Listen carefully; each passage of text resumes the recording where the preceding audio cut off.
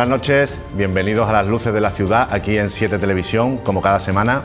Hoy tendremos en nuestra tertulia a Domi del Postigo y a Laura Teruel. Hablaremos de Fitur, la Feria Turística de Madrid, que marca el inicio de la recuperación económica y turística y el prólogo de un gran verano, seguro que sí. También hablaremos de lo que ha ocurrido en Ceuta, de la crisis del PSOE, de las primarias, de los proyectos de Málaga Ciudad. Será una tertulia muy interesante y nutritiva, ya verán. Tendremos también a nuestros columnistas, en esta ocasión José Antonio Sau, de La Opinión de Málaga, e Ignacio del Valle. Y también en nuestra barra, en nuestro tiempo de entrevista, de conversación, contaremos con la presencia de Mónica Alejo, que es la delegada de la Consejería de Justicia y Regeneración Democrática de la Junta de Andalucía, pertenece al partido Ciudadanos. Todo esto dentro de unos momentos, pero antes nuestro punto.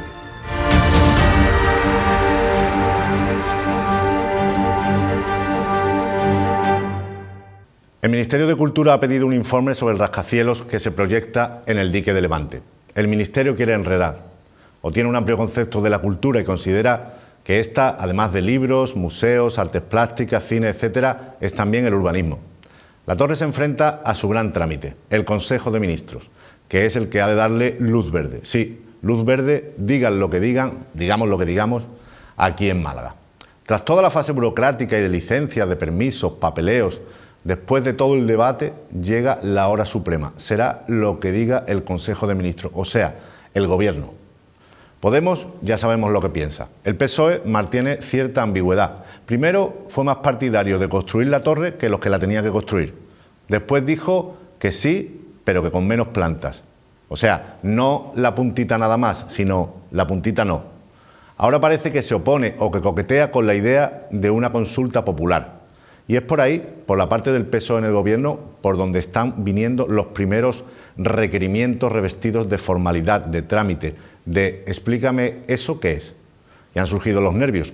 El alcalde dice que colaborará con este requerimiento de cultura y que ve bien que se pida información, que él la enviará. El alcalde es más de enviar que de envainar. No saben en cultura la que les ha caído. Conociendo la insistencia y tenacidad del regidor, es capaz de cartearse con ellos a diario. Y venga informes para Madrid, y venga a enviar y enviar. Niño, manda esto también al ministerio. En fin, la pelota está en el tejado, pero no del rascacielos, que veremos si se hace, en el tejado de los ministerios. Cultura, Interior, Medio Ambiente, Presidencia, y bajo la decisión no de uno, de dos partidos políticos, si es que no hay elecciones antes.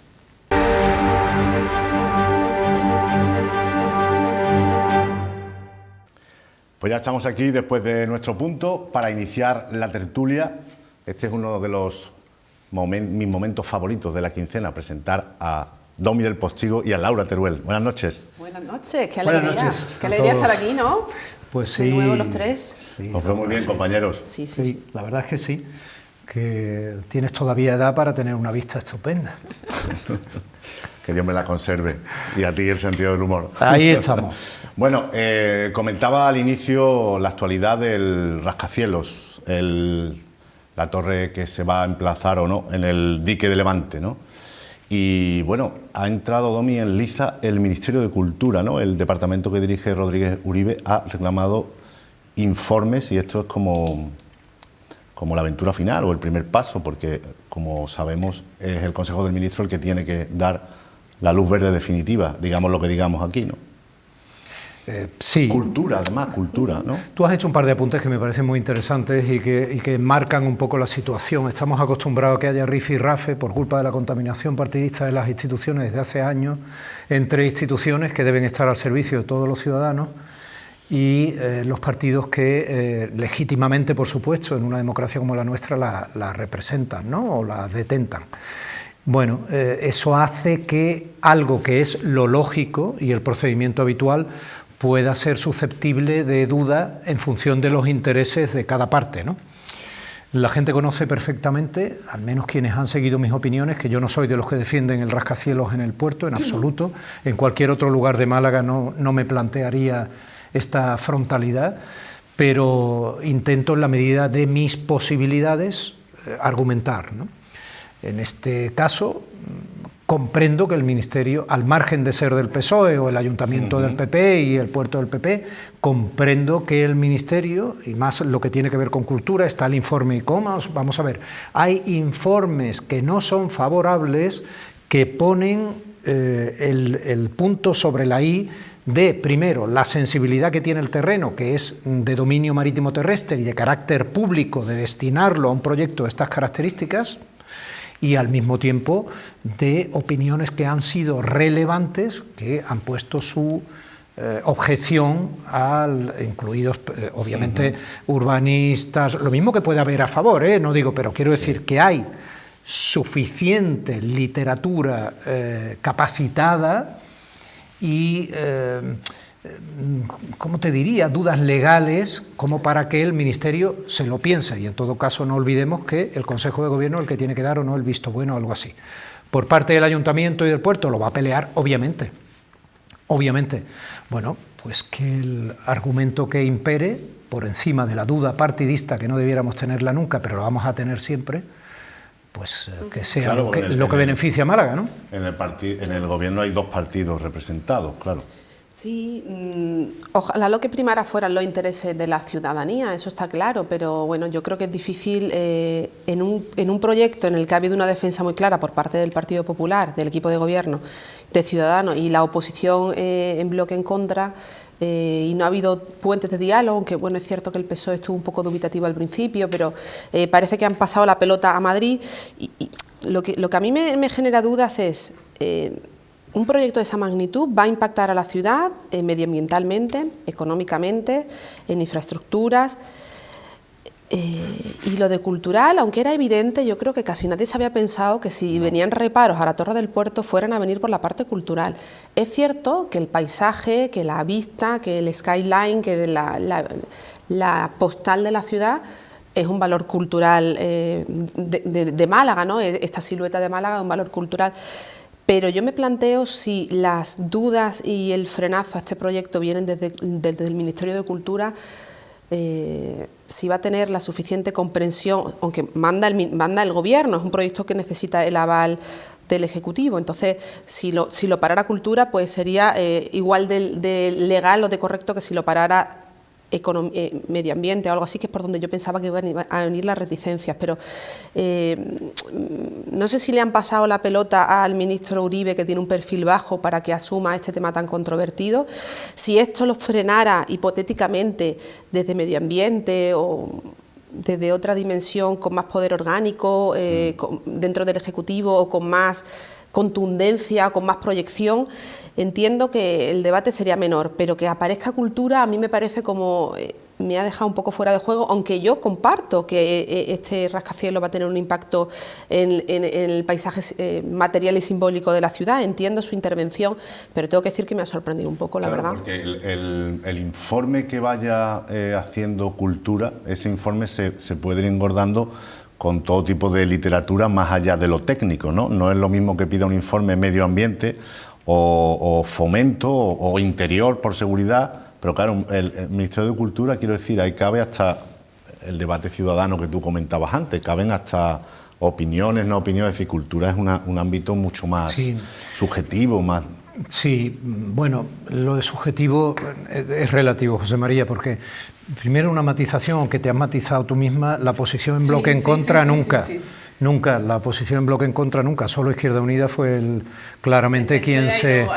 No, el PSOE estaba a favor y luego ya cuando vio que probablemente era una bandera que había perdido desde la izquierda, pues quiso, sobre todo Daniel Pérez, ¿no? Que si primero había hablado, quisieron escenificar que sí había hablado con Sevilla para darse él también una posición de cierta relevancia como intermediario del partido desde Málaga con Sevilla, que se había rebajado cierta altura, no sé qué, bueno, es hemeroteca. Sí, es hemeroteca. Siempre la ha defendido, bueno, en Málaga Eduardo Zorrilla, siempre. Por eso te digo que ahí está la hemeroteca y tal, nunca fue... Porque si hubiera habido efectivamente desde el principio un debate de esas características, como tú decías, de la oposición en contra, pues a lo mejor tampoco la cosa habría sido tan sencilla, entre comillas. Yo creo que cultura es también economía. Y con eso un poco te contesto, ¿no? Para no alargarme en exceso. Pero no, cuidado con los planteamientos subjetivos.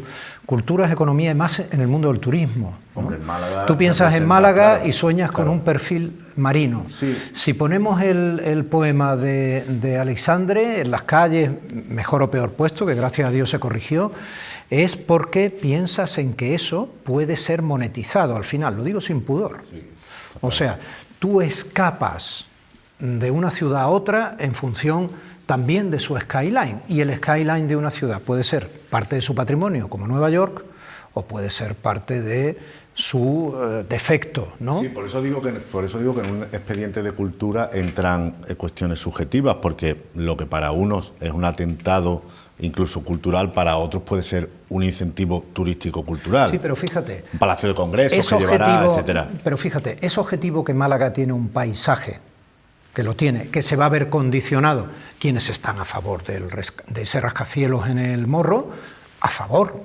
condicionado para bien, ¿no? Quienes estamos en contra, severamente condicionado para mal, ¿no?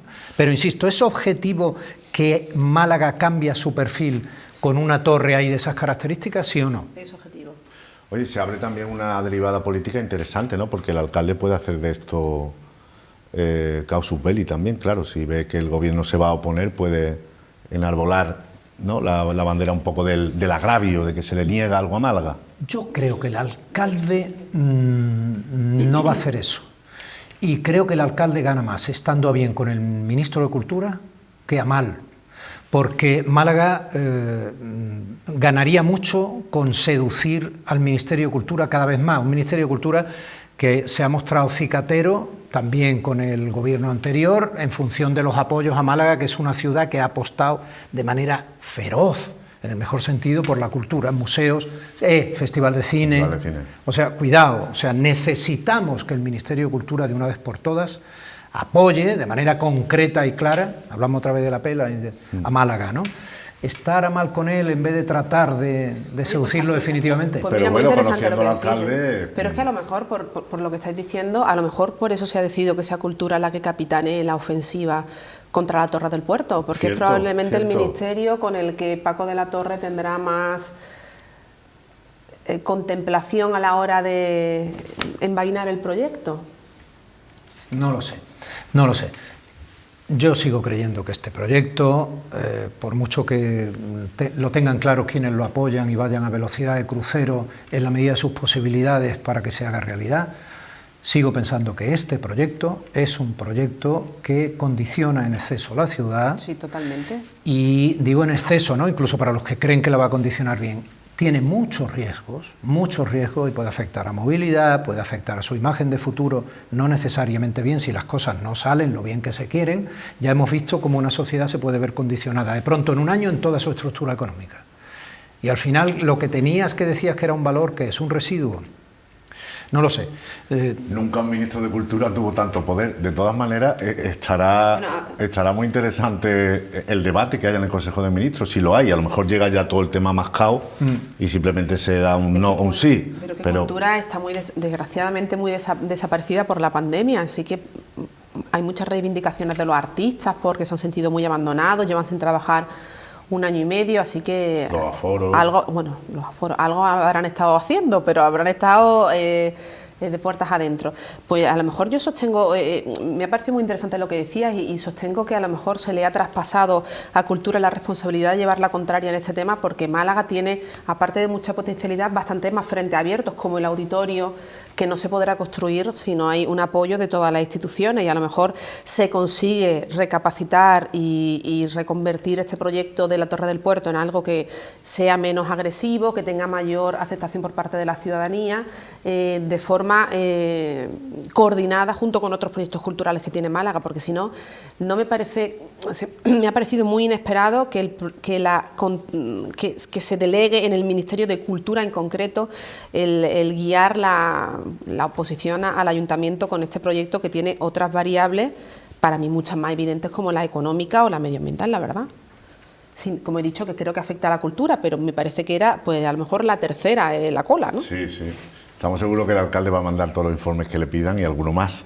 Hombre, hoy ha dicho también su concejala Elisa Pérez de Siles que quería que hubiera alcalde para para las siguientes elecciones, o sea que aquí hay tiempo para mandar muchos informes. Pero es decir, está acumulando además cada vez más áreas, una en detrimento de Carlos Conde está sobresaliendo. Ya sabemos lo que le pasa a los delfines que sobresalen junto a De la Torre, pero bueno, esta parece que está un poquito más señalada, no sabemos. Bueno, vamos a escuchar al primero de nuestros columnistas, José Antonio Sau y su Fuego Amigo.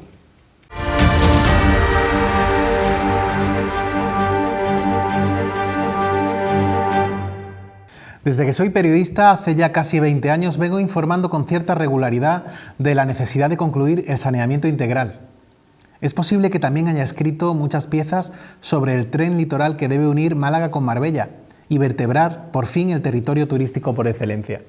También he hablado en casi 2 décadas de las mafias de cuello blanco que se asientan en Marbella gracias a la cercanía de Gibraltar y a las posibilidades de un descanso cómodo y prolongado en algunas de las urbanizaciones que se pierden entre campos de golf y calles sin nombre. He escrito además sobre los eternos problemas económicos del equipo de fútbol, o sobre el debate acerca de que el turismo abrace la sostenibilidad y se combata, claro, la precariedad laboral en el sector.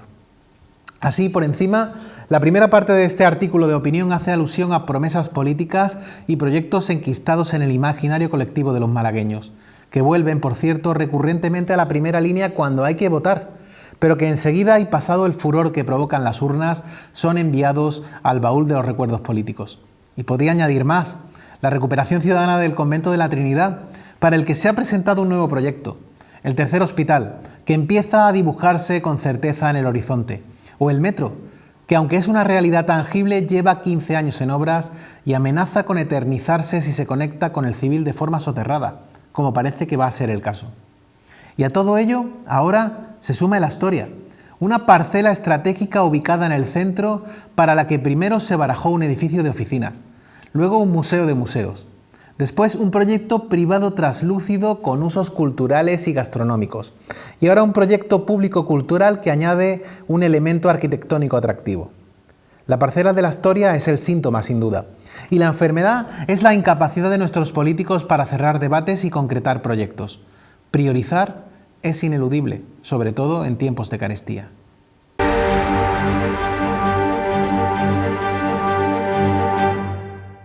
Bueno, pues ahí estaba José Antonio Sau marchando una de priorizar los proyectos de Málaga, que siempre son muchos, inconcretos, largos. Él ha citado el metro, el tercer hospital, en fin, ahora sabemos también que hay 10 fondos de inversión interesados por los suelos de Repsol. Los suelos de Repsol, ¿cuánto tiempo ha vueltas con ello? Y no se ha centrado en el Guadalmedina. Si se llega a centrar en el Guadalmedina, también le da pa. La cicatriz. Ahí también hay un viejo ya, porque ya todos esos proyectos son viejos, de hacer unas rotondas plazas, ¿no?, a lo largo del cauce también. Es verdad, verdad. Sí.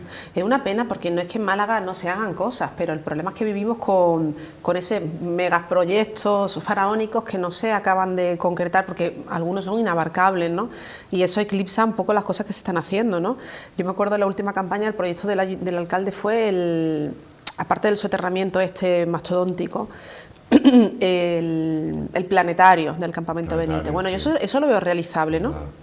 El tema de la Astoria, que lo citaba Sau, es muy interesante porque hemos visto cómo ha habido una cuarta, o sea, el alcalde se plantó y dijo que ahí tenía que ir un edificio. Aquí debatimos y nos basamos en opiniones de expertos sobre si la plaza tenía que ir cerrada o abierta, porque hay opiniones arquitectónicas al respecto, que tenía que ir cerrada, y a mí me ha gustado realmente cómo la concejala de Ciudadanos hace valer su opinión dentro del equipo de gobierno, porque ella dijo que el proyecto tenía que hacerse tal y como estaba planteado, pero luego ha sido sensible a que los hallazgos encontrados han sido de más valor de los que se esperaba, y yo creo que un político tiene que estar dispuesto a replantear sus proyectos cuando haya una base sólida, en este caso arqueológica o cultural, que te demuestren que lo que pensabas va a resultar un perjuicio para la ciudad. Entonces a mí me ha parecido interesante e inteligente por su parte el decir que ahora hay que conservar esos restos que yo creo que a todos nos parecían de valor, porque todo lo que ha ido apareciendo se ha ido soterrando, ¿no? La parte que había en la puerta del Corte Inglés, todo se ha ido tapando. En algún sitio hay que dejar que esa Málaga antigua respire, ¿no? Y el alcalde sigue empeñado en que eso hay que taparlo de alguna manera con edificios bastante prescindibles y que hay en otras zonas que se puede hacer, ¿no? A mí personalmente la plaza cerrada creo que era más equilibrada. Pero en vista de los restos hallados yo creo que hay que replanteárselo y que muy pocas soluciones arquitectónicas que lo tapen para mí tienen justificación ahora mismo, ¿no? No sé hasta qué punto los restos pueden ser objeto de zona visitable, sé que son muy valiosos, pero todos los restos no son igual, o sea, no es lo mismo que de pronto esas termas romanas que han aparecido allí en los Caños de Meca, allí al lado del rebalaje, que de pronto dice, por Dios, o sea, como diría mi niño, ¿no? Mi chico diría, ¡por Dios! Pero es que es verdad, tú dices, Dios mío, que están en un estado de conservación fascinante y es un edificio, ¿no? Y lo que va a salir alrededor, ¿no? Entonces, yo entiendo que en esos equilibrios interesantes, hablamos de cultura, entre cultura, urbanismo, una ciudad que tiene que pensar en su presente y en su futuro, sinceramente, he leído lo que he podido, seguiré haciéndolo, pero no sé hasta qué punto son verdaderamente, pues eso, visitables, ¿no? En Málaga se han hecho muchas cosas, sí, es verdad, lo has dicho, no es verdad que no se hayan hecho, se han hecho muchas cosas, al lado mismo tenemos, Málaga tiene que enseñar la Málaga que fue, sí, sin duda, ¿no? Ahí está, ahora que hemos visto a Sau, ¿no? Que hace un mes prácticamente presentaba su último libro, ¿no? La historia de un suicida en Proteo. O sea, curiosamente, ¿no? Y aquí recordamos que Proteo necesita que sigamos comprándole libros, aunque sea mientras salen de las cenizas. Claro, mientras salen de las cenizas del incendio, a través de su web, ¿no? Que está viva, Proteo en su web. Bueno, pues ahí hay un trozo también de ciudad, con ese trozo de muralla de la Puerta de Buenavista, que está muy bien incorporada dentro. Tenemos otras zonas. El rectorado, ¿no? Que también se ve. Por ejemplo, lo del rectorado se ven debajo, exactamente al lado de la Astoria vemos esos residuos de lo que pudo ser ya incluso Málaga Fenicia, como dentro del propio Museo Picasso. Por supuesto, tenemos el Teatro Romano ahí. Toda esa zona que yo creo que estamos demasiado acostumbrados como malagueños, para el turista que llega le parece increíble. Hombre, si el turista que llega es de Roma, quizá no tanto. Y si ahora le añadimos restos de otra cultura... Es precioso. Sí, preciosa. Pero te digo que habrá que valorar un poco eso, ¿no? Yo creo que fue también aquí en un programa donde comenté, que en uno de los artículos míos que publiqué en La Opinión, planteé para ese edificio, para la plaza más abierta, incluso una especie de escultura urbana que pudiera servir para quitar y poner de la propia escultura, tal, y en su momento hubo muchos arquitectos que se me echaron encima diciendo que como ha dicho ahora Laura, que esa plaza tenía que estar cerrada y que ahí tiene que haber un edificio, y entonces yo me sentí obviamente un ignorante, ¿no? Me sorprendió muchísimo que de pronto, cuando pasó una semana, hubo otro arquitecto con la misma titulación que me decían que no, que podía ser abierta. Entonces yo dije, Dios mío, lo que soy todavía es joven. A lo mejor pensó que podía hacerlo él. Claro, también es probable, ¿no? Digo, también pensó que podía ser él quien decía que tenía que estar cerrada. Quiero decir, las opiniones deben estar lo mejor argumentadas posible. Sí, lo que pasa es que hay una especie de catálogo de proyectos exasperantes, ¿no? Y claro, el Hospital Nuevo, por ejemplo, pero también el terreno cultural, el Convento de la Trinidad, que responsables de la Junta hicieron hace poco una visita y difundieron un vídeo, los medios también, y se ve la riqueza arquitectónica del interior, ese claustro, etcétera, y que aquello esté desde hace tantas décadas sin uso y que no hayan vendido tantos camelos, tantos proyectos bueno, y nadie llegaron a vender un museo de los cuentos, que en sí mismo para cualquier periodista era un chollo, claro, porque era el último cuento. Nos vendió Miguel Ángel Vázquez cuando fue consejero de Cultura, me vendió que iba a haber una especie de como lo que en Madrid se llama matadero, que es un centro cultural, creativo. Ese era el proyecto también. Sí. De los cuentos al matadero, a mí me lo han vendido todo. Bueno, no tiene el mismo valor en cuanto a origen, pero el Colegio de San Agustín, también, que fue biblioteca, que sigue ahí esperando el sueño de los justos, que siempre hay un chorreillo más, eso está en el mismo cogollo maravilloso del centro histórico. Otro proyecto por el que conviene llevarse bien con cultura, porque la biblioteca del Estado es competencia, ¿no? Hombre, por favor. Quiero decir que hay cosas todavía pendientes y que algunas cuando se han ido haciendo con una lentitud tremenda, ¿no? Entonces vamos a ser cuidadosos. No obstante, tenemos muchas cosas que vender y las estamos vendiendo ahora en Fitur, por ejemplo, ¿no? Que ¿Qué hacéis aquí que no estáis en Fitur? Pues yo creo que soy la única malagueña que no ha ido a Fitur y que no ha visto una telenovela turca, a lo mejor, porque me siento un poco fuera de... Pero yo le hablaba con muchos colegas de profesión. Es cierto que yo estoy en la universidad, no estoy en los medios a diario, pero mis colegas de los medios en la excursión a Fitur, ya me contaréis vosotros, que es una cosa tradicional, pero que para la ciudadanía, aunque no parezca algo que nos va a determinar nuestro día a día o tan importante, porque se le dedica una gran cobertura mediática, pero sí como malagueña, luego entendemos que Málaga es una provincia que vive del turismo y que en Fitur, como le decía yo a Javi Gómez de la Diputación, chuleamos, porque tenemos una provincia de la que se puede sacar pecho y además ha hecho un spot precioso. Es que realmente tenemos una provincia que tiene mucho aliciente. En un gran acto de la Diputación, el Patronato, la oferta de la Costa del Sol. De todas maneras, Fitur es como el hito de la recuperación económica y turística, ¿no? Un punto de encuentro del optimismo, ojalá, ¿no? el ojalá. Lo que y están un contando. Punto de encuentro de los mismos, sí, que rima con De los optimismo. mismos, sí, también. Quiero decir, Fitur también da mucha chanza Fitur periodística. negocio para Madrid, pero bueno, estamos todavía Fitur todavía en la antena, digamos. Da mucha que... chanza periodística y quienes hemos estado años y pintamos más que canas lo sabemos. Entonces, y cualquier persona inteligente como Laura se da cuenta y por eso sonríe. Quiero decir, vamos a ver.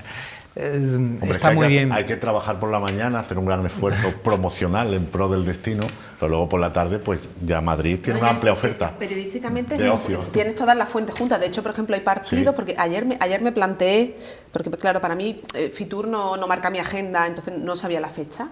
Y estos días, ayer creo que hubo una manifestación en la puerta del Congreso de todos los alcaldes del PP. Y dije, mira, que llevar este hombre a todos los alcaldes del PP a Madrid para decir que Pedro Sánchez es muy malo, o sea, si ya lo sabemos, ¿no? ¿Qué piensa eso?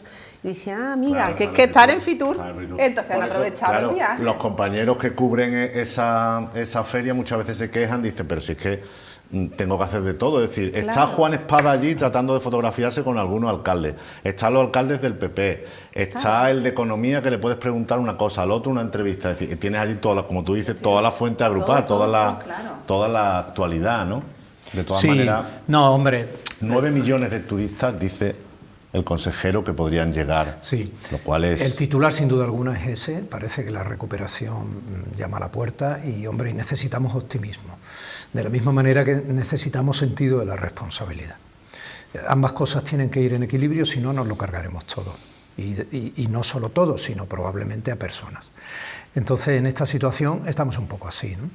Pero claro que sí tenemos derecho a ese optimismo. Y por supuesto que es verdad que tenemos también derecho a reírnos y a ser críticos. Muchas veces ha habido más políticos que espectadores en algún acto en Fitur, ¿no? O acólitos que forman parte de la propia comitiva. Yo mismo a lo mejor he presentado a veces cosas en Fitur poniendo cara de sonriente y de estar en lor, que no olor, de multitud y estaba solo. O todos los que estábamos oyéndote éramos de Málaga. Claro, o por amistad de alguno, ¿no? O compañeros y éramos... Quiero decir que estas cosas también son así. Es verdad que desde hace algunos años las cosas se hacen fundamentalmente para emitirlas a través de las redes sociales, a través de las distintas posibilidades que dan las pantallas, incluso las de los móviles, etc. Todo eso es verdad, las radios y todo esto, ¿no? En Fitur hay que estar y por lo tanto estas risas que nos damos siempre con más o menos ironía crítica sirven para reírnos porque es sano. Es el gran escaparate, el que no esté como que no existe. Hay ¿no? que estar, en Fitur hay que estar. Bueno, ha proyectado su imagen en la estación de Atocha, ¿no? Que se va a llamar durante 2 semanas Costa del Sol. Sí, una pasada. Bueno, eso son decisiones de instituciones determinadas, en este caso creo que es la Diputación, que está muy bien, que hay que hacer y que hay que pensarla bien, porque siempre se hacen con dinero de todos, como es lógico, para eso está. Y que en este caso, por ejemplo, me parece que está bien hecha, ¿no? Y hay otras. Y aprovechar las ganas de viajar que hay, ¿no? Hombre, claro. La gente está viéndole un poco la luz al túnel, la agujita ya que te van llamando para pincharte. Y como allí estamos tantos periodistas y como allí están tantos políticos, pues es lógico que Espadas, por ejemplo, además de lo de los alcaldes del PP que decía Laura, que Espadas aproveche para seguir haciendo su campaña de las primarias, ¿no? Y entonces en eso estamos. Y para fotografiarse, por ejemplo, con 2 de los alcaldes de la provincia de Málaga, que en principio no sabemos si van a estar con el caballo de espadas o la reina de corazones. ¿Qué son?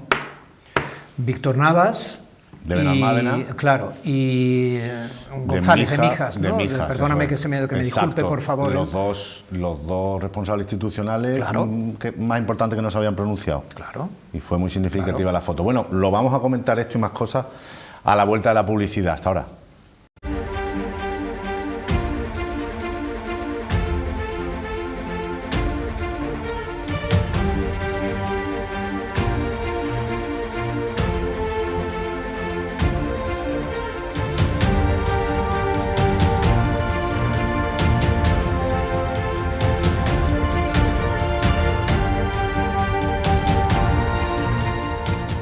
Aquí estamos de nuevo con Laura Teruel y Domi del Postigo. Estábamos hablando de Fitur, que da para mucho. Tanta gente pisando moqueta, tantos encuentros, tantos negocios, conversaciones, dimes y diretes. Aquello es un caldero que bulle, sobre todo por las mañanas, de política, mucha política. La moqueta crea electricidad estática. Entonces está todo el mundo... Claro, más... Claro, y Juan Espada transmite. Claro, y el metal de la espada es conductor. Transmite, y está haciendo campaña y hace donde sea. Está más que interesante esto, quién con quién, ¿verdad? Porque sí. Hoy hemos tenido noticias de los que han firmado por Susana, ¿no? Sí, lo subía hoy municipal. Una foto, subía hoy, leía yo en La Opinión de Málaga, José Carlos Durán, diputado del PSOE, Rosa del Mar, concejala, la parlamentaria andaluza Beatriz Rubiño y sobre todo... sobre todo mucha gente que no tiene un cargo tan relevante, bueno, otras personas de la asociación, agrupación Palma Palmilla y tal, pero Susana Díaz, que a mí, ya sabéis que me gusta mucho la comunicación política y yo vivo esto como el que ve un Barça Madrid. Y entonces a mí me gustan mucho los movimientos que hacen en redes sociales, como en un primer momento Espada empezó a sacar pecho con cargos muy notorios y Susana Díaz se está vendiendo a sí misma muy bien, porque es muy buena comunicadora, como la contrincante de las bases, la que está fuera del sistema. Entonces ella opta porque los que presenten avales por ella sean militancia rasa, para demostrar que ella viene de las bases, que no es un cargo puesto promovido por Pedro Sánchez. Así que interesa a mucha gente que se ha fotografiado hoy con el aval, que el aval es muy interesante, con su nombre y con su apellido, que queda ahí recogido de por vida. Mucha gente son personas sin cargo orgánico, ¿no?, frente a Espadas, que ha optado por la plana mayor del partido, concejales, senadores y parlamentarios socialistas, ¿no? Exactamente. El otro día, en una de las fotos que se hizo Susana Díaz en un pequeño municipio de la provincia, no recuerdo si era Villanueva del Rosario o Villanueva de Algaida, pero llamaba la atención porque tenía a su alrededor en la imagen muchísima gente. Claro. Muchísima gente que eran además todos militantes de base o concejales, claro, de pequeños municipios que no están en la política profesionalmente. Y el lunes la entrevistaban en nuestra compañera Esther Luque y en una sonrisa...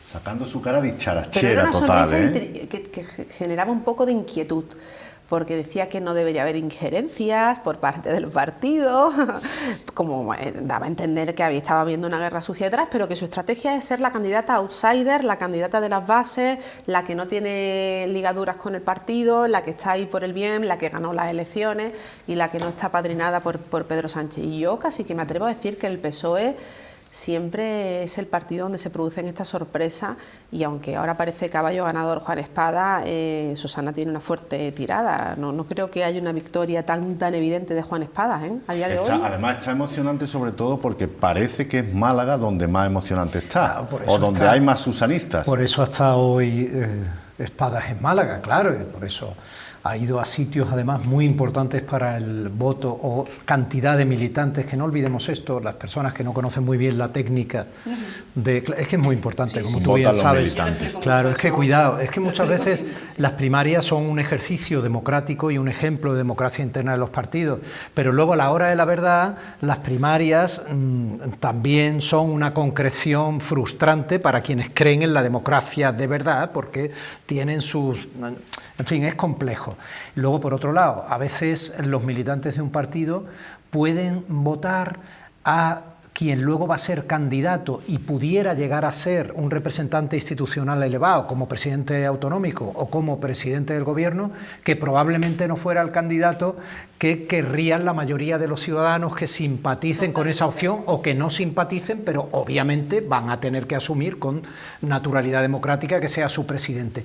Aquí hay muchas... Candidato a la Junta. Aquí eligen primero candidato a la Junta. Y seguirá siendo secretaria general Susana Díaz unos Cuidado. meses.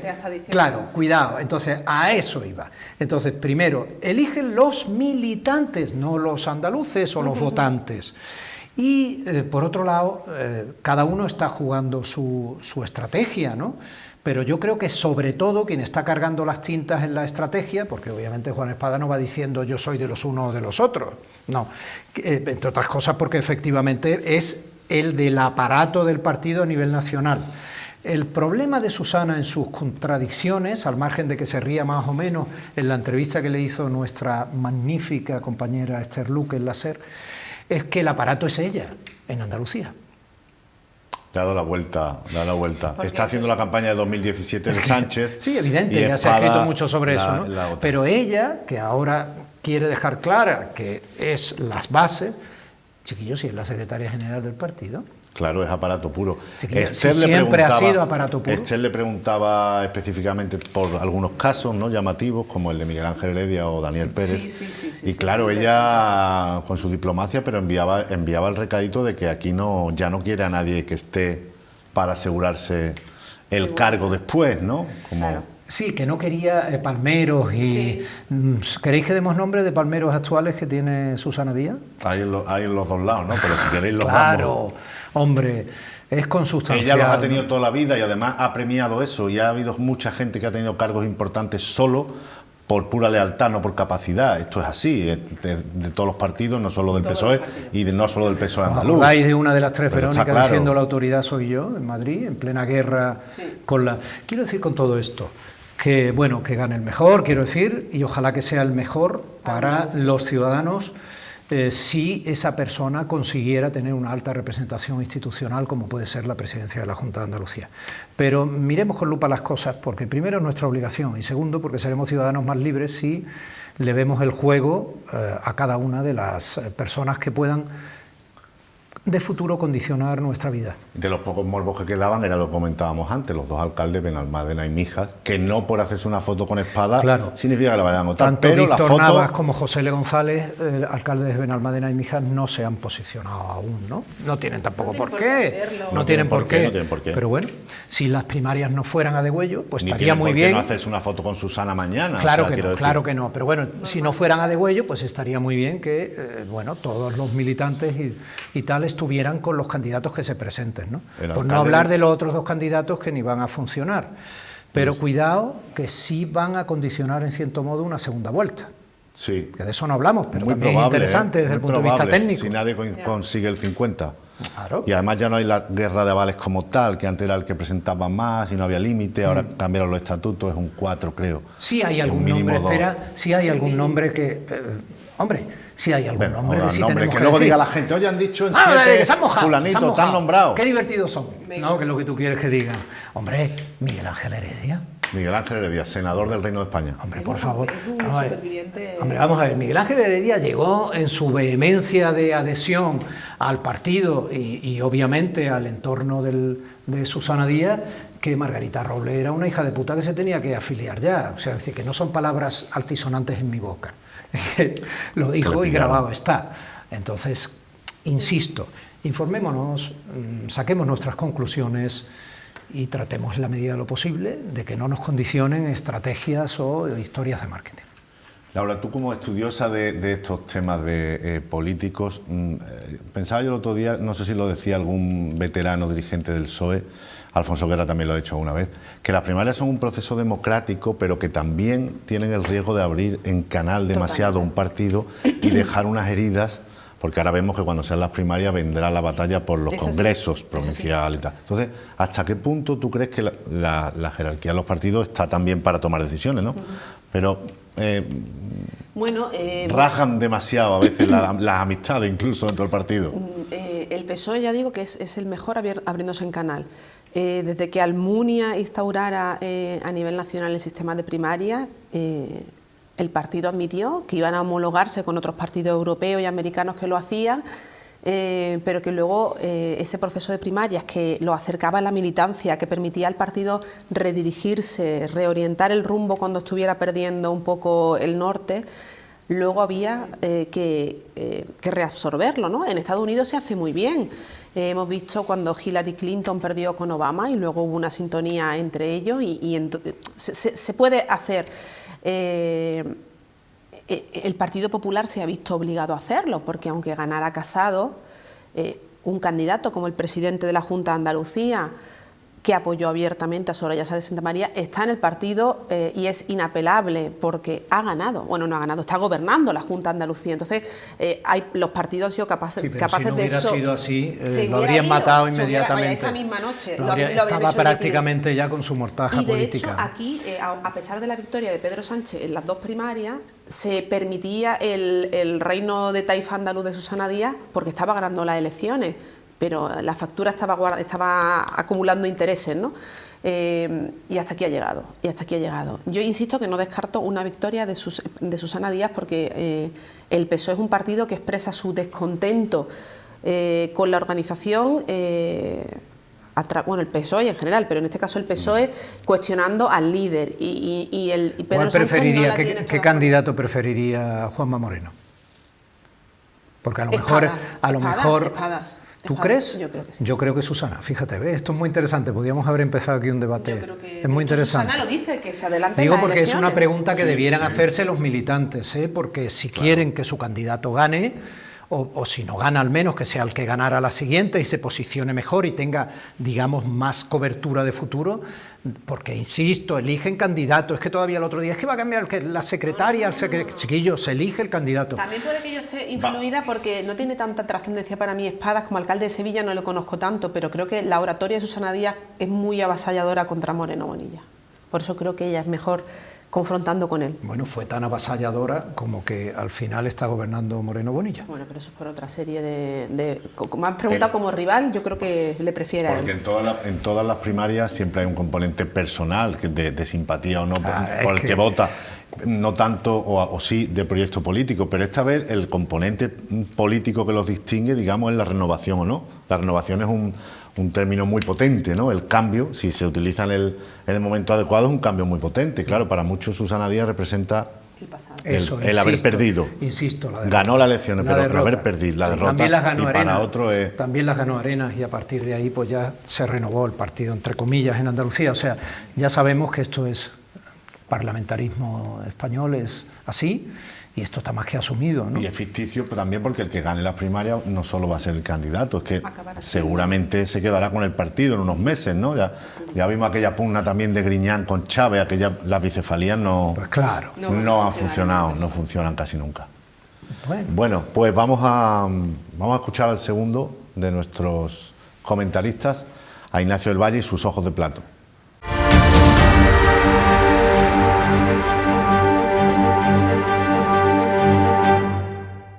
Ahora que las playas vuelven a su ser y seres de sombrilla, cuando las ruedas de los trolleys en vez de molestar suenan a caja registradora, justo cuando las vacunas comienzan a despejar la preocupación biegenial, ahora que el Festival de Cine comienza a rodar, en el momento que despeja la pesadilla aparecen moros en la costa de enfrente. También andan a cohete y misil limpio entre Gaza e Israel. Menudo desastre nostrum. Los sucesos de Ceuta y Melilla, los rifirrafes de frontera, nublan el amanecer del optimismo. Otra sobredosis de incertidumbre para curarnos de espanto. Y fíjese que, salvo los romeros del Rocío, íbamos por el buen camino. Hasta hace unos días solo nos preocupaban los botellones de primavera donde la chavalería desfogaba tantos meses de toque de queda sin quedadas. Despedidas de soltero del estado de alarma. Un estado de espanto permanente al que se suma la muerte de Franco Battiato, tal vez la nariz más afinada de la modernidad o posmodernidad mediterránea. Es para tomárselo con filosofía. Mientras el todo Málaga peregrina a todo espeto a Fritur, feria redentora de nuestras cuentas veraniegas, la semana próxima el Centro Cultural de la Térmica de la Malagueta prescribe el 4º Festival de Filosofía. La propuesta reza: se ha cometido un crimen. Indicios y señuelos de la cultura contemporánea. Ya le adelanto, muros y vallas de lágrimas.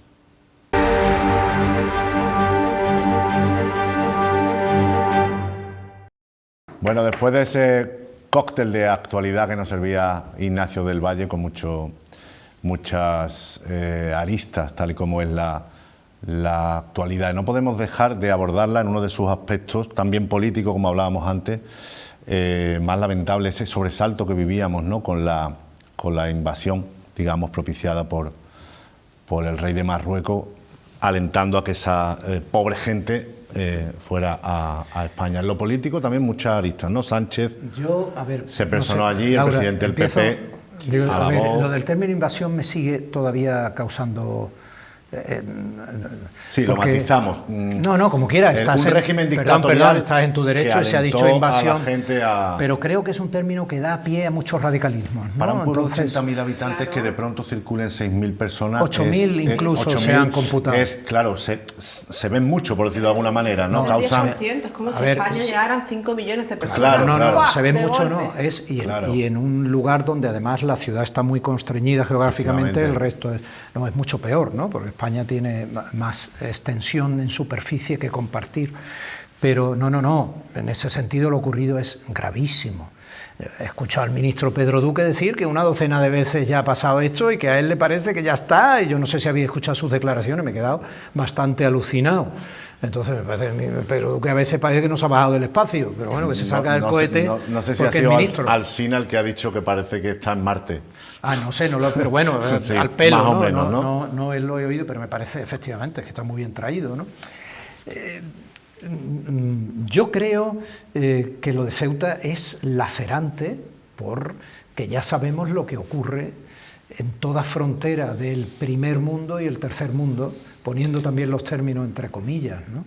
Entonces, la pobreza dentro de un país medianamente estabilizado en Occidente es una pobreza muy distinta de la miseria, la falta de expectativas, la falta de libertad, en ocasiones, Dios mío, es que hasta la llegada de agua potable de países que no están, digamos, todavía, como se decía de España cuando estudiaba yo la EGB, en vías de desarrollo, ¿no? Entonces, ahí hay tantas contradicciones y el mundo adulto es tan duro. Mi niño me preguntaba, mi mayor, el de 10 años, que le explicara un poco lo de Ceuta y me di cuenta de la dificultad tan grande que yo tenía para expresárselo, ¿no? Y de cuánto desencanto le podía generar en sus criterios de justicia social, que son ahora mismo absolutos. Lo que está mal, las personas más débiles tienen que ser apoyadas y los gobernantes tienen que proteger a sus gobernados, ¿no? Entonces todo esto fallaba en el análisis adulto de lo que nos ha estado ocurriendo también en Andalucía, porque para mí Ceuta y Melilla, conozco ambas ciudades, he trabajado y tengo contacto con ambas ciudades, son Andalucía, lo siguen siendo, hasta hace no tantos años la guía de Málaga de teléfono era Málaga y Melilla, el melillero sigue estando ahí, ¿no? Y hombre, y Ceuta era Cádiz, ¿no?, de alguna forma, entonces, esto es muy duro. Por eso digo que tengamos mucho cuidado en comprar términos.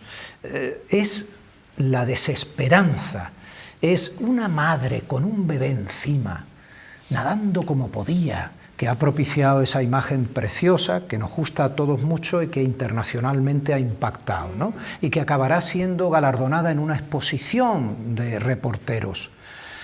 Pero la realidad huele peor, da más frío y es más aterradora.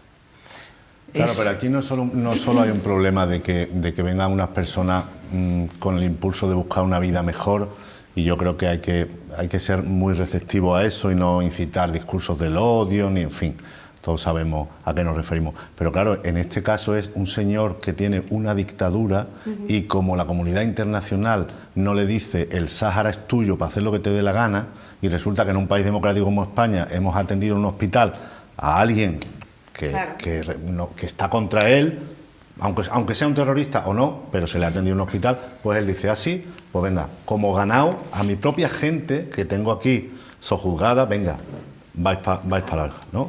Y la actuación de las fuerzas de seguridad han sido impecable, pues no... Como suele ser, ejemplares. Nosotros somos un país democrático y estamos en la Unión Europea y esto es como si estuvieran jugando al fútbol, nosotros con nuestras normas, el fuera de juego, el córner, todo, y ellos estuvieran echando una pachanga.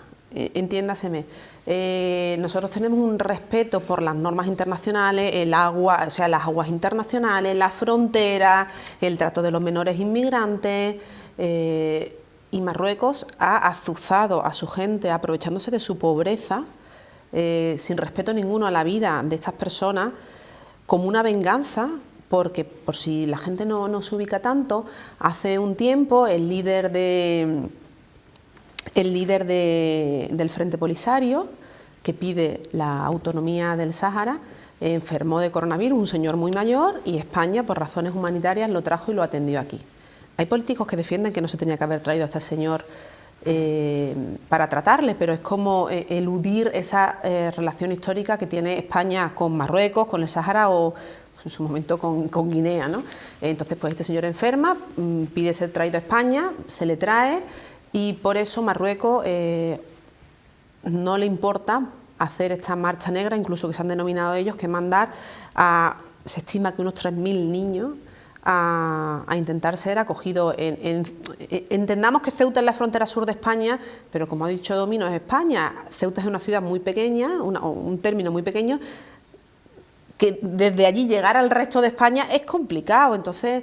No es España, te refieres a que no es tan grande. Territorialmente me refiero que si tú llegas a Málaga ilegalmente en un contenedor, no sé cómo lleguen, pues ya es andar, coger el autobús, pero en Ceuta estás, al fin de cuentas, en España territorial ilegalmente, pero no tienes mucha salida. De hecho, hay mucha gente que voluntariamente está volviendo. Bueno, había imágenes de la valla abierta, los policías de ambos lados ya en actitud, y los chavales, pues...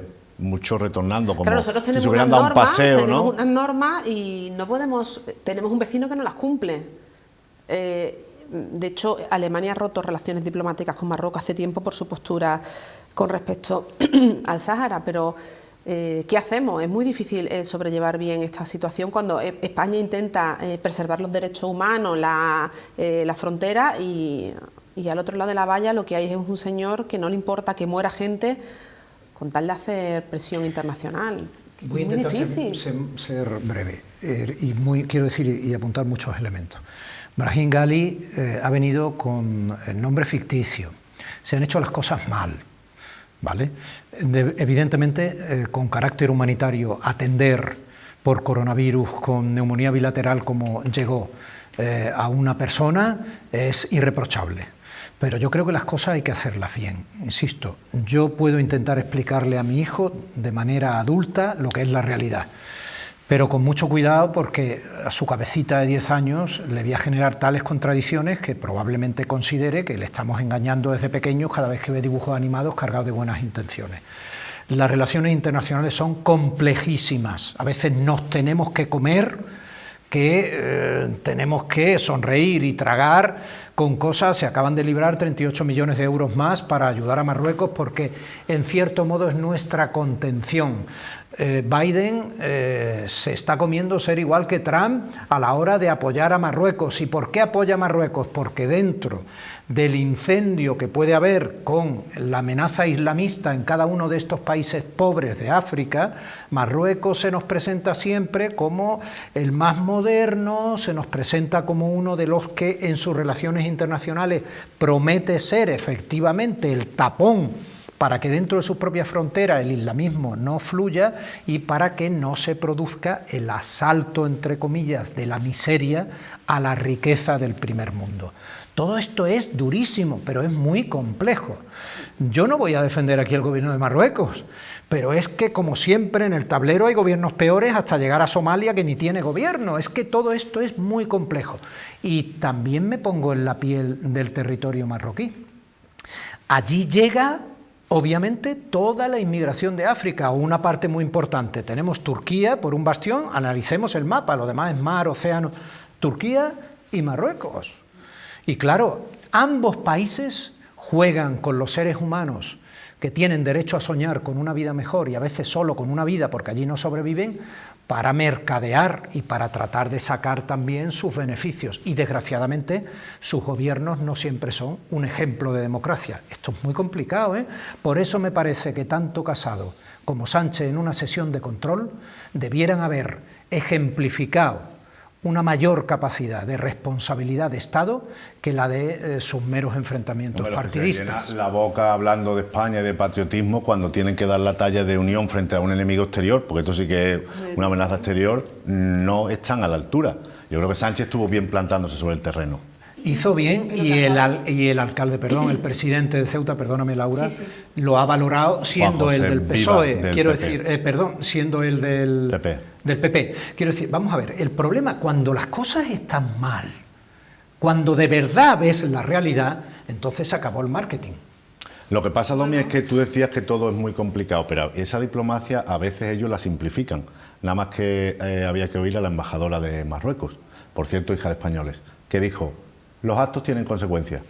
Claro, tan fácil, con otras tan reglas. fácil como que vosotros habéis atendido. Bien, Laura, vosotros habéis atendido como si discute un curandero con un médico. Claro, siempre gana el curandero. Pero ella simplificó de tal manera que dijo: vosotros habéis atendido a este hombre que para nosotros es un enemigo, pues ahora os hacemos esto. Es decir, más allá de las complicaciones geopolíticas, ¿no? Sí, sí. Y luego la traslación esto al tema andaluz, por brevemente decir. Sí. Yo creo que no estuvieron igual Casado que Sánchez, porque creo que Casado hace una semana estuvo visitando al rey de Marruecos y le dijo que España no estaba haciendo bien las cosas con Marruecos. Yo creo que la oposición ha traspasado los límites de llevar la contraria en política internacional, donde siempre había habido un acuerdo. Entonces, por una parte dice que vas a apoyar a Sánchez y por otra azuzas, ¿no?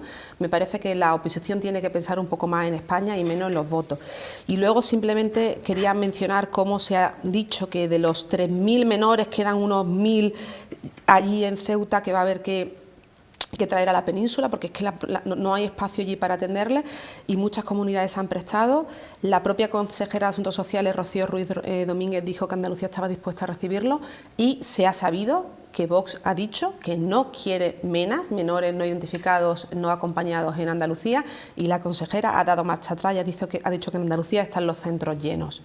Entonces quiero trasladar este conflicto internacional a las repercusiones que puede tener la ultraderecha en asuntos tan concretos como el acogimiento de menores, que a todos se nos sobrecoge el alma viendo a esa voluntaria de la Cruz Roja abrazando a un hombre o a este militar salvando al bebé, pero ahora no, aquí en Andalucía no. Por eso que somos un Estado de Derecho, a los menores no se les devuelven calientes, se les da una oportunidad y lo mismo hasta se quedan y todo. Se han devuelto muchos se están yendo, voluntariamente, porque se han dado cuenta de que muchos están pasando, porque ven que no hay nada que hacer, se han paseado por Ceuta y han decidido volver a Pues que Marruecos. sepas que eso es devolverlos en caliente, o sea, bueno, ellos no deciden, eso no es darse una devolviendo. excursión, ¿vale? Tienen que ir además en una patrullera española, porque no van a ponerse a nadar otra vez aquí, insisto. Pero muchos han vuelto por tierra, por la frontera de Castillejo, han pasado de nuevo, claro, los que estaban, claro, algunos de ellos los que estaban entrando por... Pero que no es tan fácil el trámite de devolver como lo está haciendo España ágilmente, está devolviendo a mucha gente. Te vuelvo a decir lo mismo, para pasar por tierra y por la frontera de Castillejo también España les tiene que abrir la frontera, vamos a ver.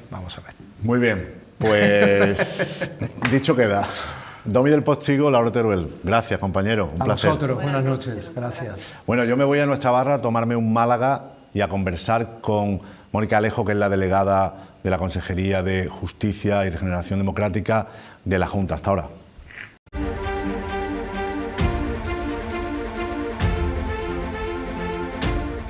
Después de nuestra tertulia ya estamos aquí como cada semana en nuestra barra, ya saben, para compartir un Málaga, un rato de conversación.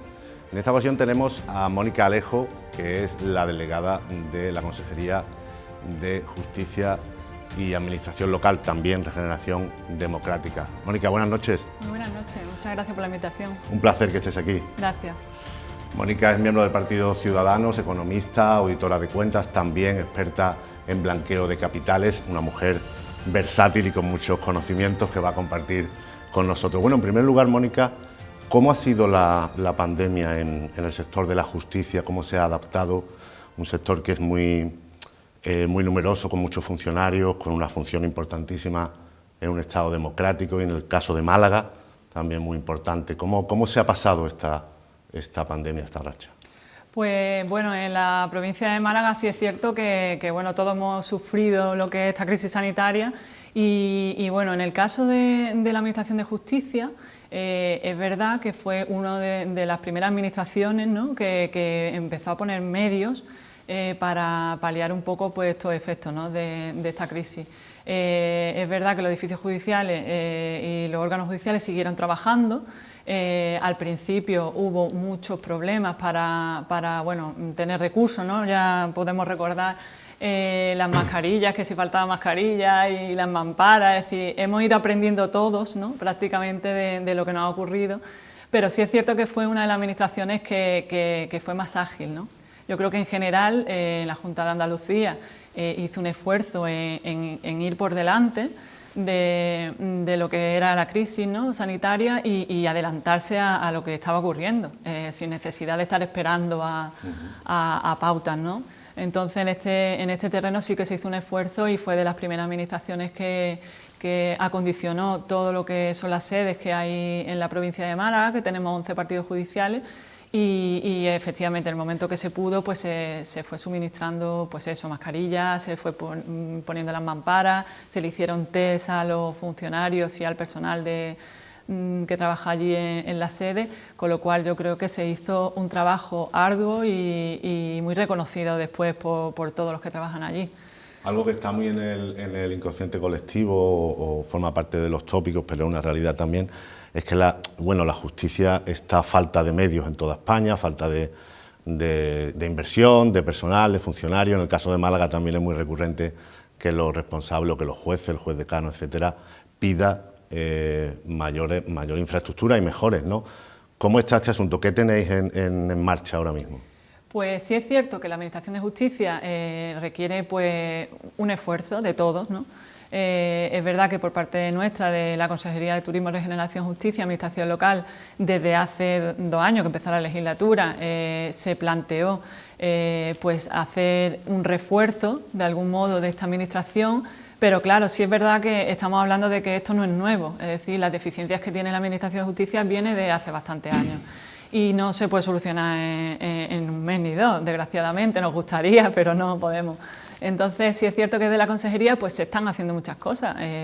A nivel, en los 11 partidos judiciales que tiene la provincia de Málaga, es cierto que las sedes que están en el interior, digámoslo así, excepto Archidona, que ahora voy a comentar también la particularidad, es verdad que los municipios, los partidos judiciales que están en la costa, que tienen, es verdad, a veces más visibilidad y tienen un aumento de procedimientos judiciales, sobre todo ahora, es cierto que tienen pues, una sede bueno, que hay que ir manteniendo, y eso es lo que hemos estado haciendo desde el principio. Es decir, donde no hay nuevas sedes y donde en un plazo de 2 o 3 años sabemos que no va a haber una nueva sede, porque tiene un procedimiento, porque no estamos hablando de que los plazos sean tampoco muy cortos, ¿no?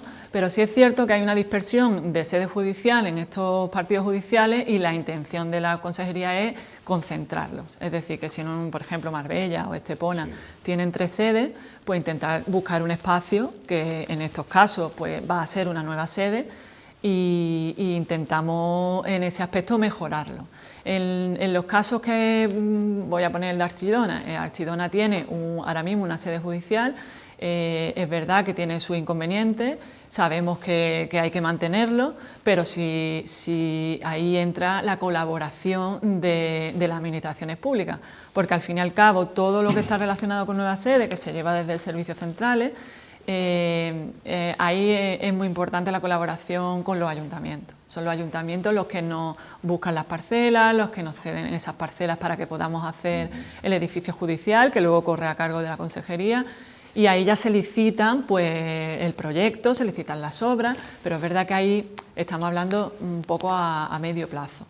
Sabemos que en 3 o 4 años pues, habrá una nueva sede, pero mientras tanto hay que seguir mejorando y se está haciendo bastantes cosas. En el caso de Marbella, que los juzgados se quedaron bastante céntricos ya, hubo un intento de que se emplazara una especie de ciudad de la justicia a las afueras, ¿no? Al lado del hospital comarcal, en un edificio que está allí, que era de apartamento. Finalmente, Marbella ha cedido unos terrenos, ¿no? Irá en otro lugar. Sí, por eso decía que la colaboración es importante. Mientras más colaboración haya por parte del alcalde o alcaldesa del municipio con servicios centrales, más vamos a avanzar, porque dependemos también de esos pasos, ¿no? El tema de nuevas sedes no depende solamente de ayuntamiento y consejería, a veces traspasa eso y pasa a otra consejería de fomento, de medio ambiente, porque necesita de determinados pasos que tienen que pasar por ahí, incluso por el consejo consultivo. Entonces, estamos hablando que son pasos que no son tan visibles, pero se están dando desde el principio. Entonces, es verdad que es mucho más visible que cualquier otra cosa, pero ahí no se para, es decir, ahí se avanza. ¿Tú crees que la Ciudad de la Justicia de Málaga ya se ha quedado pequeña? Se proyectó como el edificio administrativo mayor, más grande, con más dimensiones de Andalucía. La verdad es que es un monstruo en el buen sentido de la palabra, pero ¿tú crees que eso ya se está quedando pequeño o es pronto para hablar de bueno, yo creo que la Ciudad de la Justicia todos sabemos que nació pequeña, porque estamos hablando del 2007, hace ya pues 14 años, que parece poco, pero bueno, ya ha pasado un tiempo, pero sí es cierto que la Ciudad de la Justicia se ha quedado pequeña, es decir, pero se ha quedado pequeña no solo en el sector de justicia, es decir, en la provincia de Málaga se ha crecido durante los 10 últimos años en muchos sectores. Los hospitales claro, también. Los hospitales, el Martín Carpena, es decir, nosotros lo hacemos todo pensando que bueno, que va a ser suficiente, pero nos encontramos con que Málaga va avanzando a un ritmo vertiginoso y todo nos afecta. Entonces, es cierto que la Ciudad de la Justicia ahora mismo hay problemas de espacio, pero también es verdad que nosotros estamos trabajando en ello, es decir, nosotros ahora el Tribunal Superior de Justicia de Andalucía, que se encuentra en el Muelle Heredia, hemos habilitado la zona de la planta baja, hemos hecho una obra para que albergue 3 órganos judiciales, que en breve seguramente lo autorizará el Ministerio de Justicia, y por otro lado, en la Ciudad de la Justicia, no sé si conocéis la cafetería que había en la planta baja, se ha hecho un proyecto para que albergue también allí órganos judiciales. Irán también los colegios profesionales, algunas asociaciones, es decir, que estamos siempre buscando esos espacios necesarios para albergar lo que viene.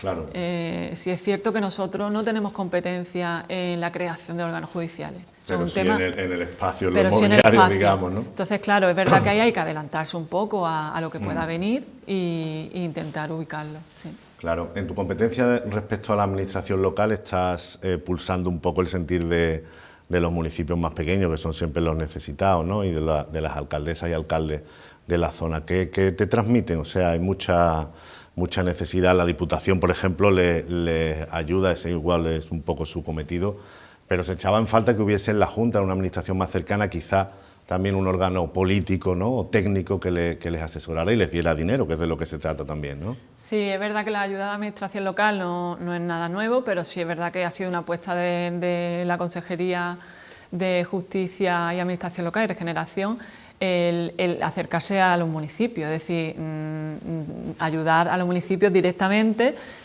sin necesidad de pasar por ningún sitio. Es decir, el municipalismo es uno de los ejes centrales ahora mismo en la Consejería. Es verdad que se ha abierto 4 líneas de ayuda. Ahora mismo, hace poco se convocó la de grandes catástrofes naturales que ayudan, para paliar los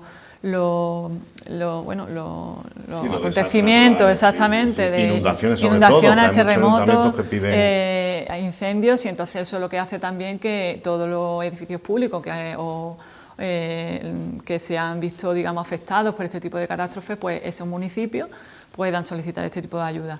En este caso pueden solicitar hasta 120.000 euros por municipio y la verdad es que, bueno, ya sabemos que en el caso de Santa Fe, en municipios que han sufrido las inundaciones, ¿no? Pues tienen esa posibilidad. Después también hay convocado una ayuda que ha salido también, el día 19 salió en el BOJA. Es otra ayuda para infraestructura y edificios públicos y está asociada a datos de despoblación, es decir, que están dirigidas a municipios de hasta 20.000 habitantes, es decir, ese margen se ha ampliado porque antes llegábamos a 5.000 y ahora, pues, al subir a 20.000, que estamos hablando del 90% de los municipios de Andalucía, pues también sabemos que eso va a llegar y pueden solicitar hasta 30.000 euros también por municipio. Y hay unos criterios de despoblación, porque en este caso es concurrencia competitiva. Y después sigue habiendo ayuda. Las entidades locales autónomas hace unas semanas también ha salido el decreto que amplía las competencias a las entidades locales autónomas, y también han salido unas ayudas para ella. En el caso de provincia de Málaga tenemos 2 entidades locales autónomas, y una de ellas es Bobadilla y la otra es Gaucín el Colmenar, y también tienen posibilidades de solicitar ayuda. Sí, siempre se ha hablado mucho de la brecha que podía haber en la provincia de Málaga entre la costa y el interior, ¿no? Los municipios del interior, o en general los pequeños, que están sufriendo pues la huida de las sucursales bancarias, por ejemplo, de otros servicios, también se quejan de que no tienen infraestructura sanitaria, y ahora también está el peligro un poco de la despoblación, que parecía que era algo de lo que Andalucía un poco se estaba librando, ¿no? Ese es un poco el principal problema, ¿no? El paro también, el paro y la despoblación que veis en los municipios de Málaga, ¿no? Exactamente, es cierto que... Siendo una provincia muy poblada y que atrae mucha gente y que es un imán y que es de las pocas que, según el INE, la última estadística, de las pocas, Málaga ciudad, de las pocas que ha crecido, de las pocas. Exactamente, sí es verdad que en este aspecto del tema de despoblación, que es verdad que es importante, sí es cierto que se está haciendo un gran esfuerzo, además por el área de turismo, para incentivar la economía, para atraer al visitante, etcétera, pero sí también es verdad que hay algunos municipios que siguen viviendo en ese municipio, ¿no? Las personas que están empadronadas, pero, por ejemplo, lo que sí hacen es trabajar fuera. Entonces van y vienen. Es cierto que hay una despoblación que no es tan real, pero sí es verdad que tienen que irse fuera a trabajar. Entonces, esa despoblación también... El dormitorio un poco, exactamente. ¿No? Entonces, es gente que quiere seguir viviendo en su pueblo, que quiere seguir haciendo su vida normal en su pueblo, pero sí es verdad que tiene esa necesidad de irse. Entonces, nosotros nos estamos centrando ahora mismo en las ayudas que lo que van a hacer es incentivar la economía en el municipio, y aparte, pues eso, en el tema de turismo, es verdad que ahí se está haciendo también un gran trabajo, ¿no? Otra competencia muy interesante es sobre el blanqueo de capitales, nada menos que en Málaga, en la Costa del Sol, ¿no? Que es una cosa un poco recurrente, que habéis firmado también un convenio para atajar, ¿no? esta práctica también. Sí, bueno, en el caso del área de regeneración, que no parece que no es tan sonora, ¿no? Pero sí es verdad que este área es uno de los más importantes que hay ahora mismo en la Junta de Andalucía, es decir... Regeneración democrática. Sí, se le dice regeneración democrática. Regeneración. y es verdad que lo lleva, bueno, la secretaria general, Nuria Gómez, que está haciendo un excelente trabajo también. Y bueno, en regeneración, que abarca, pues ahora mismo estamos con el proyecto de ley de antifraude y contra la corrupción en Andalucía, que se va a crear la oficina antifraude, que bueno, la primera vez, que es verdad que no viene de ahora, sino que ya se empezó a gestionar con el anterior gobierno, pero sí es cierto que no avanzó. El tema de la ley antifraude se le dio un formato de decreto. Pasó por el consultivo, lo rechazaron por ese motivo, dijeron que tenía que ser una ley, con lo cual al final eso se quedó ahí un poco en stand-by, y es ahora con la consejería que se ha impulsado y es una realidad. Es decir, es una ley importante que va a controlar lo que es la administración, no solamente lo que es la Junta de Andalucía y las entidades instrumentales, sino también va a llegar más allá, a empresas que reciben subvenciones de la Junta de Andalucía. Es una oficina que va a depender del Parlamento, para que no, digamos, no dependa del mismo gobierno. Fiscalizar el dinero público, que sea ¿no? objetiva, y tendrá un director y subdirectores de oficina, y en ese aspecto, bueno, hay sanciones también en estos casos. Lo más importante, que se va a proteger al denunciante. Antes no ocurría.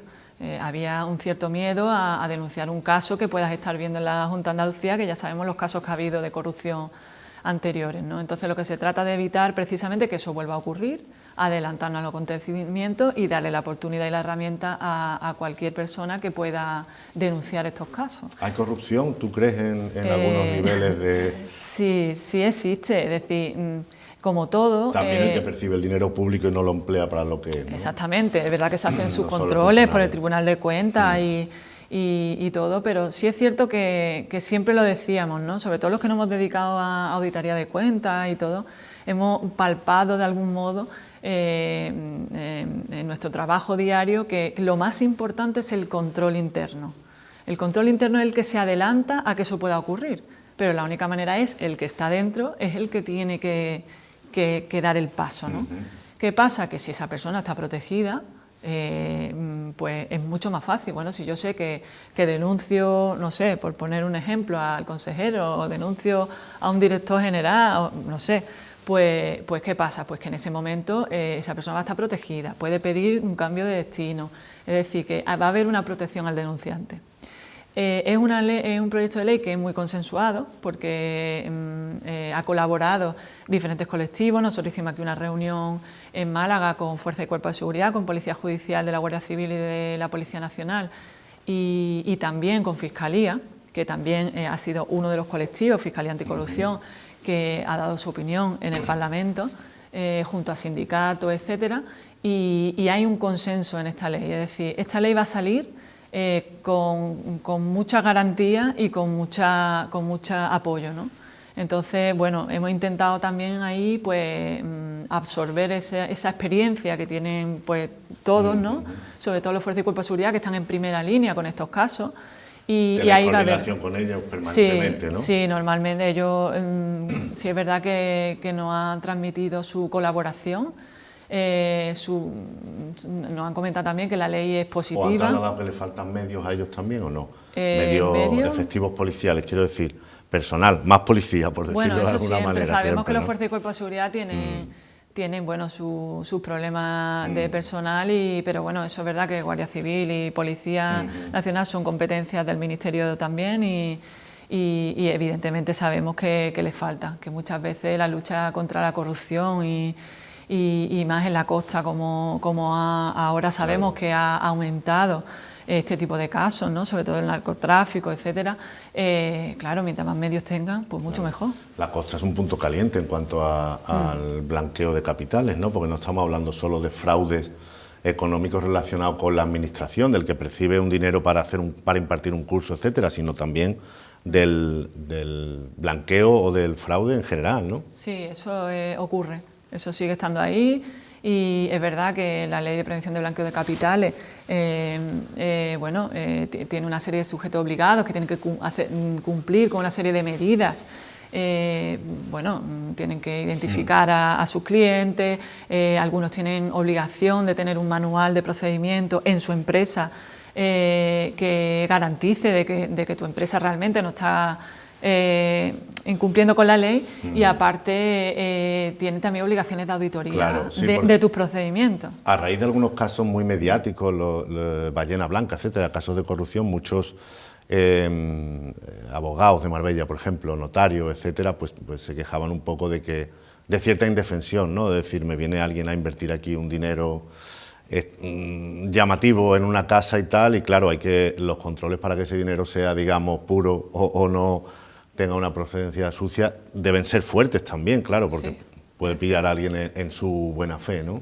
Sí, pero que eso existe, es decir, a nivel de inversión es cierto que el que vende la propiedad o incluso los mismos bancos, ¿no? Claro. Gente que viene a hacer un ingreso en un banco y pues hay que pedirle explicaciones, es el banco el que tiene que hacer la obligación de hacer el procedimiento de prevención de blanqueo de capitales. En este caso, hay dentro de los sujetos obligados pues están las entidades bancarias, la joyería, galerías de arte, porque también mueve mucho. Hay una serie de sujetos obligados, por ejemplo, los cambios de moneda. También hay entidades financieras que se dedican al cambio de moneda, a dar los microcréditos. Ese tipo de sujetos obligados son los que bueno, son más susceptibles de que haya blanqueo de capital. Y es verdad que el Banco de España se centra ahí. Se centra en eso, ¿no?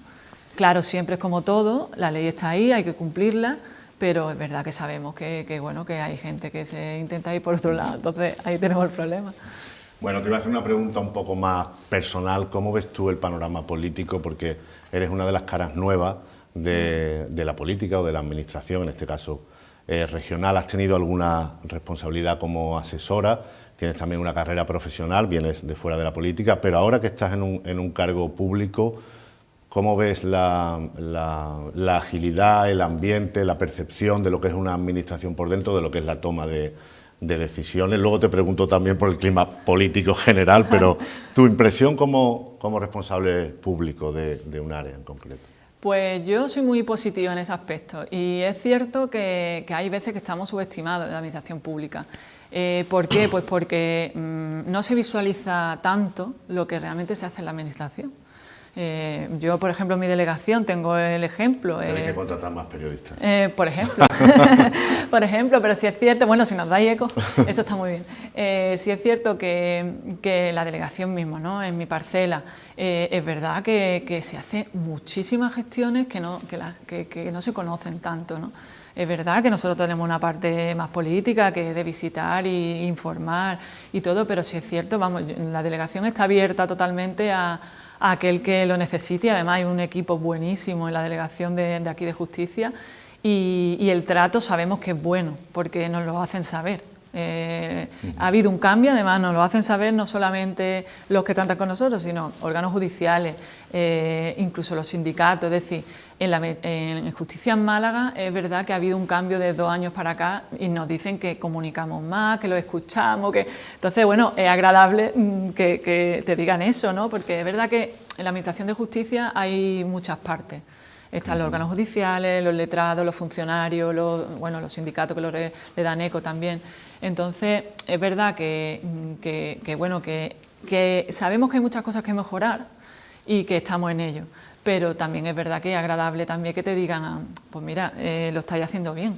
Entonces, sabemos que hay cosas que hay que poner la lupa, ¿no? Porque nada está perfecto nunca y sabemos que la Administración de Justicia necesita mucho, ¿no? Todavía, pero bueno, que eso se agradece. Y es verdad que cuando estás dentro de la Administración o trabajas dentro, te das cuenta del trabajo que hay detrás, de que es cada persona se compromete a hacer su trabajo. Y estoy hablando en general. Es verdad que muchas veces hay críticas por parte... Es que los funcionarios y yo digo... ¿Está hipertrofiada la Junta, tú crees, en su periferia o no? Es porque es el tópico también, ¿no? Que hay mucha gente... La Junta, hay mucha gente, ¿no? Pero no, pues no lo creo. Sinceramente, yo que estoy dentro ahora me di cuenta de que falta gente.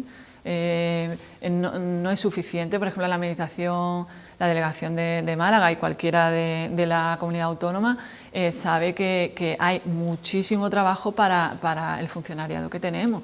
Entonces muchas veces, pues es verdad, se ralentiza un poquito todo, pero con todo y con eso yo creo que está funcionando bastante bien. Tardamos un poquito más, un poquito menos y nos dicen, pues mira, hace falta ir al partido judicial que se ha roto un ordenador, cualquier cosa. Hay un procedimiento, se comunica a la delegación y la delegación tiene un equipo de informática que se dedica a eso y de mantenimiento. Es decir, que estamos continuamente con eso, ¿no? ¿Cómo es la relación con el Partido Popular, con el socio de gobierno, con los otros consejeros, delegados, perdón, aquí en la provincia y en general en el gobierno? Pues aquí en Málaga es muy bueno, porque es verdad que yo he entrado como delegada un poquito más tarde, ¿no? Ya había delegados que llevaban pues desde el principio de la legislatura y es cierto que hay buena sintonía, es la realidad. No hay gobiernos paralelos, digamos, cada cual lo suyo, compartiendo. No lo hay, es decir, hay mucho compañerismo, porque es verdad que las consejerías están unidas, en cierto modo, con algunas competencias. Por ejemplo, nosotros tenemos competencias de menores infractores, por ejemplo. También Igualdad tiene competencias de menores. Con Salud también tenemos una relación por algunos temas del IML y ellos con otros temas también de salud. Entonces, es verdad que siempre nos llamamos, oye, ¿qué te parece si hacemos esto juntos y tal? Es decir, eso existe y se está haciendo. Es verdad que la delegada del Gobierno, Patricia Navarro, una persona con mucha experiencia política también y muy profesional. Entonces, tenemos reuniones semanales y hablamos de todos los temas y la verdad es que existe esa sintonía. No hay... Es verdad que se dice muchas veces, pues seguro que no es cierto. Y a nivel del Gobierno andaluz, pues una realidad. Ha habido comunicaciones por parte tanto del vicepresidente Juan Marín como de Juanma Moreno, que es el presidente, y yo creo que los dos van en la misma línea, pero porque es así. El Consejo de Gobierno de la Junta de Andalucía desde el principio, es verdad que hemos pasado una pandemia y yo creo que eso hace fuerte a cualquiera. Es decir, ¿Qué crees tú que va a pasar con Ciudadanos? Pues eso no se sabe, ¿no? Pero yo... ¿Hay algún proceso de refundación quizá, ¿no? Tenéis un cónclave importante, no sé si en julio. Pues sí, creo que en julio hay también, a partir de ahí yo creo que se empezará de algún modo a ver la estrategia o la directriz del partido. Sí es cierto que es verdad que yo no soy cargo orgánico y no me puedo pronunciar tampoco al respecto, aunque soy afiliada y lo digo con mucho orgullo. La verdad, yo llevo desde hace 2 años o llevo un poquito más, desde 2018, desde mayo. Yo entré antes de la campaña de las elecciones andaluzas.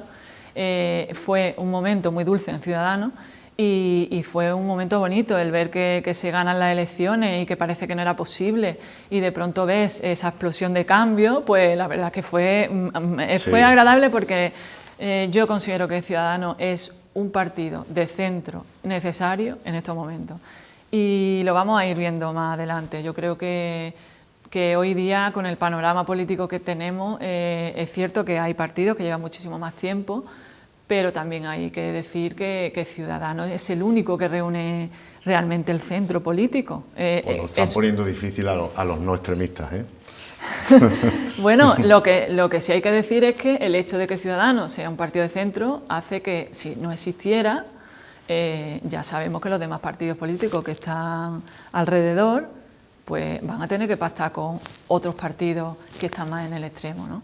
Entonces, creo que Ciudadanos es necesario tanto para el Partido Popular como para el Partido Socialista, y es un partido totalmente distinto que tiene algunas cosas en común, evidentemente, pero yo creo que va a tener más futuro de lo que la gente se cree. Bueno, por ese vaticinio nos quedamos. Mónica Alejo, muchísimas gracias. A vosotros por la invitación. Ha sido un placer, te emplazaremos a que vengas de nuevo porque Muchas hay gracias. muchos asuntos de los que Perfecto. hablar. Muchísimas gracias a ustedes también, ya les dejamos aquí en las luces de la ciudad. En 7 Televisión les emplazamos para la semana que viene, cuídense.